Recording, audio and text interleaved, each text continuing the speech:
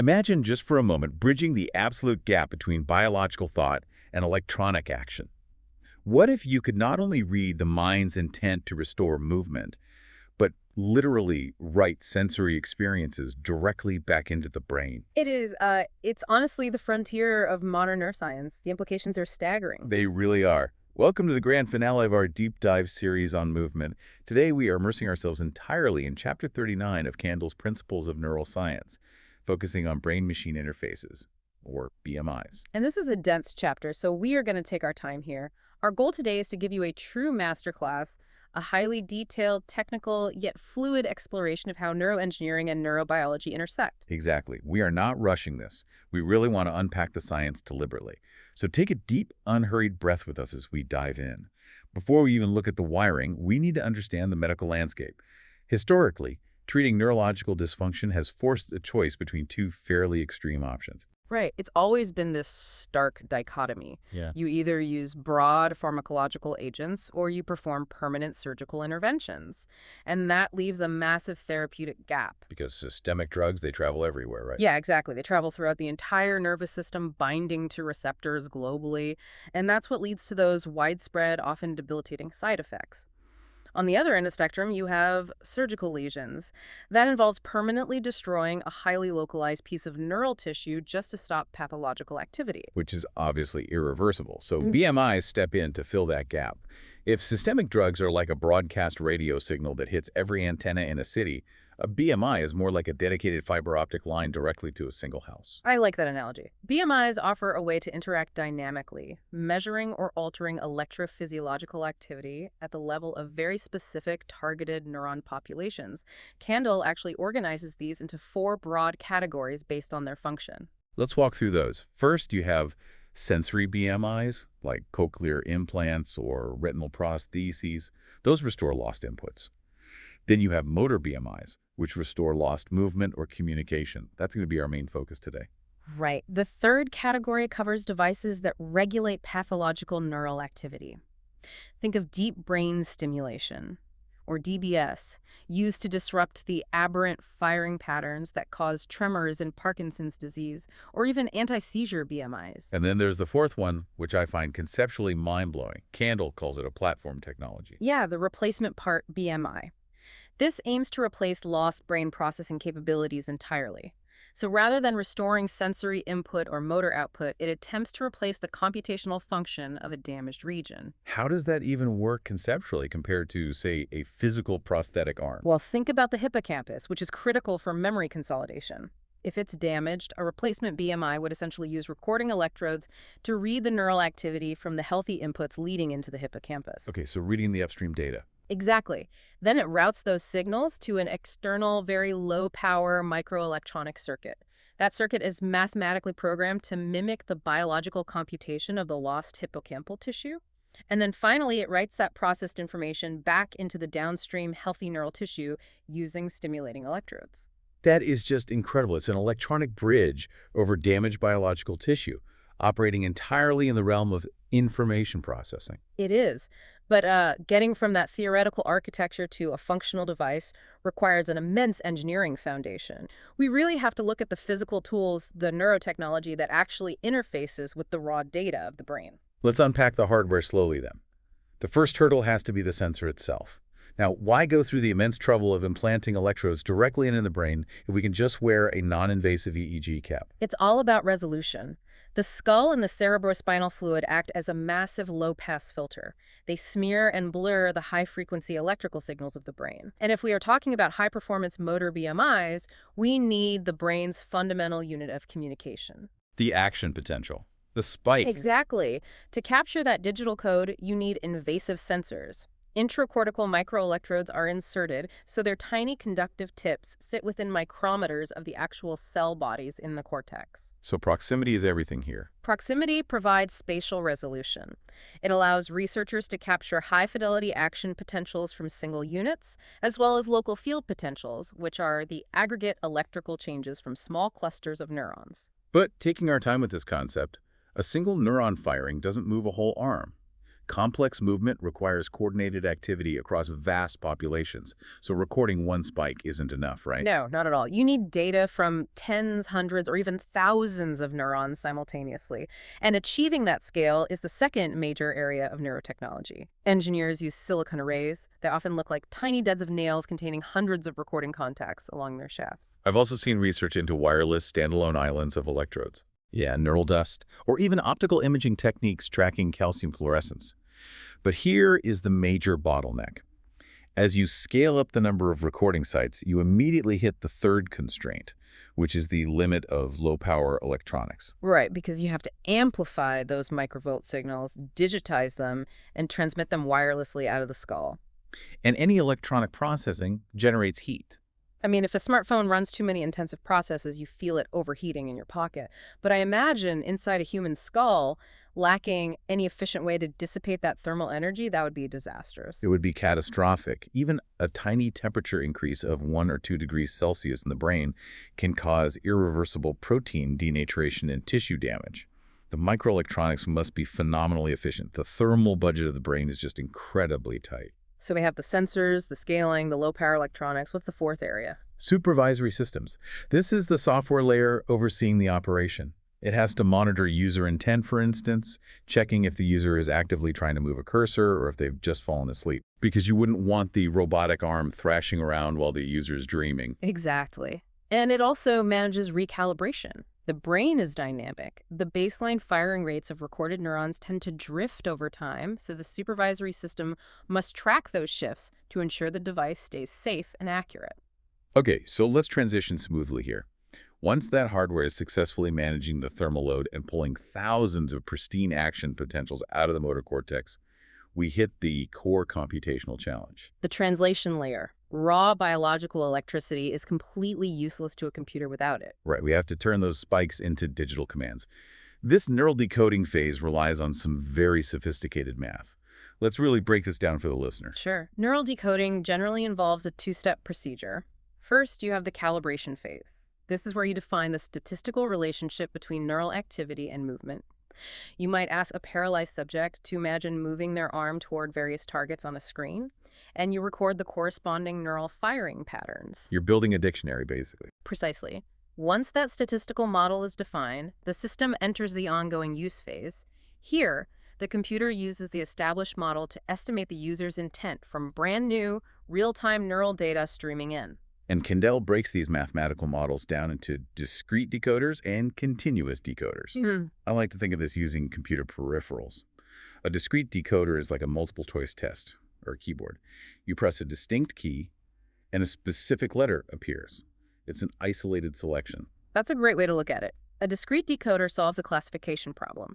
It categorizes the current neural activity into one of several predefined goals. How does it actually do that mathematically? It partitions what we call a population activity space. If you visualize a high-dimensional graph where every axis represents the firing rate of a single neuron, the decoder calculates mathematical decision boundaries within that space, usually based on preparatory or execution activity. If a new burst of neural activity plots into region A, the system selects letter A. Okay, so then a continuous decoder is more like writing an essay or using a steering wheel. It has to track an exact fluid trajectory in real time. Right, it solves a regression problem rather than a classification problem. It estimates moment-by-moment kinematic details, continuous variables like velocity or position coordinates. And the evolution of these continuous decoders is fascinating. The text details how early models utilize something called the population vector algorithm, or PVA. Let's take a minute to explain how PVA works. So PVA relies on the concept of directional tuning. During calibration, researchers find a preferred direction for every single recorded neuron. That's the specific angle of movement that causes that particular neuron to fire at its absolute maximum rate. Okay, so neuron X loves it when the arm moves straight up. Exactly. The algorithm assigns a pushing vector to that neuron pointing straight up. During real-time use, the decoder counts how many times each neuron spikes in a given window, scales the length of each pushing vector by that spike count, and performs a vector sum. It's essentially a voting system. If the upward preferring neuron fires rapidly, it casts a massive vote for up. Right. But there is a glaring issue here. Neurons are notoriously noisy. Because if someone reaches left, a neuron might fire 10 times on the first attempt and then 15 times on the second attempt, even though the movement was physically identical. Exactly. And the PVA treats all votes equally. It doesn't account for that erratic firing, which introduces a ton of noise into the final trajectory of the cursor. So how did the field fix the slop in the PVA? They developed the optimal linear estimator, or OLE. Instead of just looking at preferred directions, the OLE incorporates the historical reliability of each neuron. So it judges the quality of the vote, not just the volume. That's it. It mathematically factors in the variance of a single neuron's firing rate, as well as the covariance how the noise of one neuron correlates with the noise of another. By analyzing the properties of the spiking noise, it minimizes the mean squared error. It downweights the erratic neurons and amplifies the reliable ones. That makes sense. But both PVA and OLE still have a fundamental flaw, right? They treat every millisecond as an isolated snapshot in time. Which ignores the basic physics of continuous motion. If we are modeling a physical arm movement, an arm has inertia. A swinging arm doesn't instantly reverse direction in 1 millisecond. So the math needs temporal smoothing. Which leads us to the Kalman filter. The Kalman filter operates on the principle that the current state of a system is heavily dependent on its immediate past state. It blends two sources of information: the immediate neural data coming in and the kinematic state from a fraction of a second ago. So if the decoder estimated the arm was moving rapidly left 10 milliseconds ago, it assumes it's probably still moving left right now. Right. It smooths out erratic jumps caused by transient neural noise by weighting the prediction against the recent history of the movement. It was a massive leap forward. But even the Kalman filter needed an upgrade for BMIs specifically because of the closed-loop nature of a brain controlling a cursor. Yeah, this is a really subtle but vital point. When a person is operating a brain-controlled cursor, they aren't just firing a command into the void, they are actively watching the screen. If the cursor starts drifting slightly off target, the user visually detects that error and consciously alters their neural firing to correct it. And the original Kalman filter didn't account for the user correcting their own mistakes in real time. No, it didn't. To solve that, neuroengineers developed the recalibrated feedback intention-trained Kalman filter. We just call it RefitKF. Rolls off the tongue much better. How does RefitKF change the calibration? During recalibration, the algorithm observes the actual wobbly path the cursor took, but it assumes that at every single time step, the user's true intent was to drive the cursor in a perfectly straight line toward the target. Oh, wow. So it maps the neural activity to the ideal straight line intention rather than the flawed physical output. Exactly. It creates a much more accurate map of how the brain attempts to correct movement errors.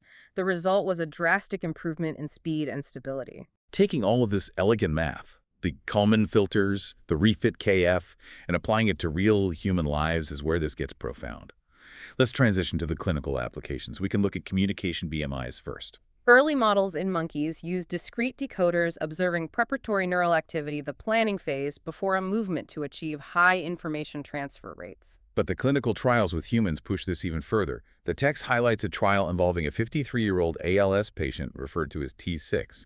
She was completely paralyzed. Yes. Researchers implanted a 96-channel microelectrode array into the hand area of her left motor cortex, and they used a continuous decoder, specifically the RefitKF, focusing on the execution activity of the motor cortex. And she was able to navigate an on-screen keyboard simply by attempting to physically move her hands.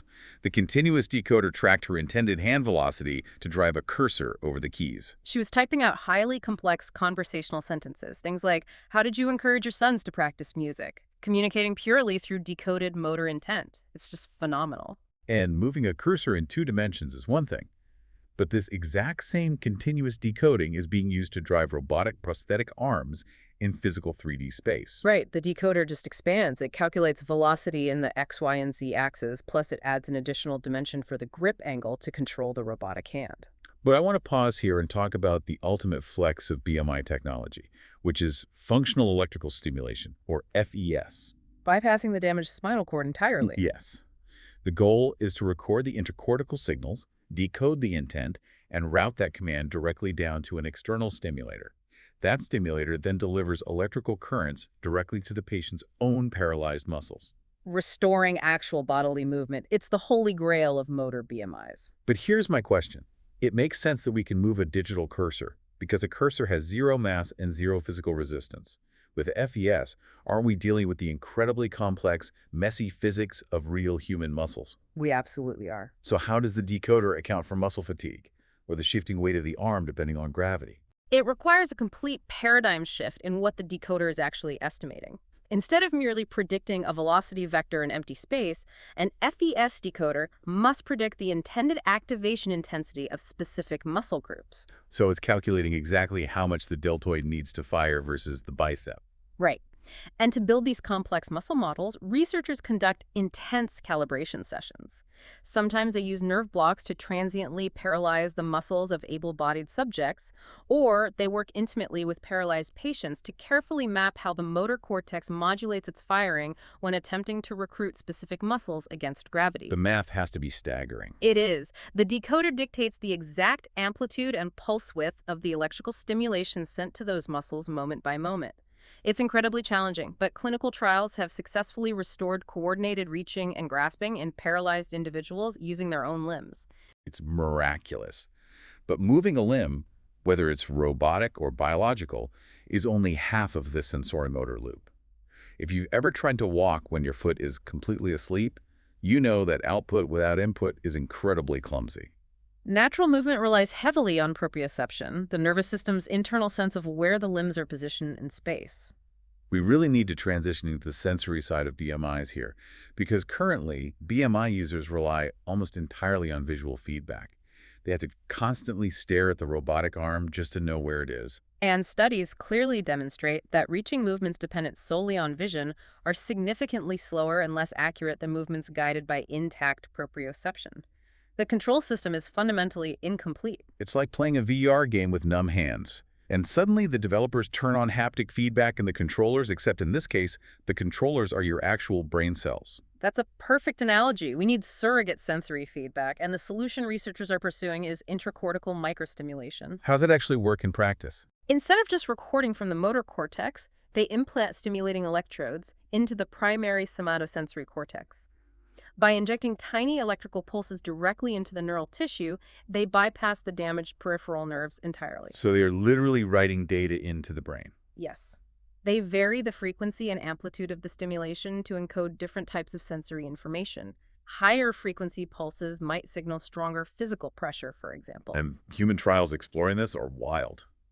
Paralyzed individuals receiving this microstimulation reported highly naturalistic sensations.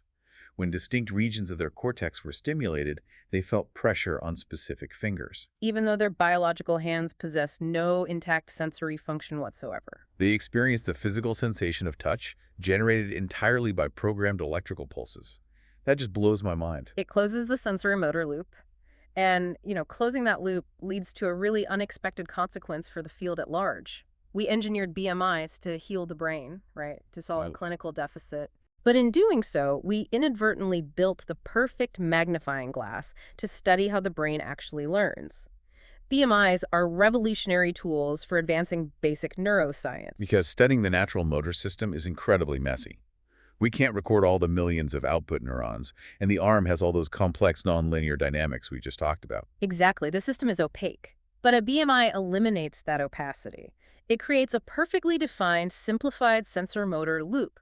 Only the recorded neurons say the 100 neurons on the array control the cursor. And the mathematical mapping between the neural firing and the output is entirely known by the experimenter. Right, which means researchers can manipulate those rules to study learning constraints. If you scramble the decoder's calibration, basically changing the rules of how neural firing moves the cursor, you can observe the network trying to adapt. And what did they find when they scrambled the rules? They found a fundamental constraint on neuroplasticity. The motor cortex naturally operates within an intrinsic manifold. The neurons tend to co-vary in specific established patterns. Okay, let's take a second on that. An intrinsic manifold. It means it is relatively easy for the brain to learn a new skill if the new movement relies on a reassociation of those existing patterns of neural activity. Using the tools it already has in the toolbox. Exactly. But if the new task requires the brain to generate completely novel patterns of activity operating outside of that established manifold, learning is vastly slower and much more difficult. It proves our ability to learn is heavily constrained by our existing neural architecture, We built a medical device and accidentally mapped the boundaries of learning itself. It's beautiful, really. It is. We've traced this incredible journey today from single action potentials through the dense math of Kalman filters all the way to restoring movement and studying cognition. But we have to address the neuroethical frontier here as we wrap up this masterclass. The ethical implications are massive, and they are tied directly to the high resolution of the technology.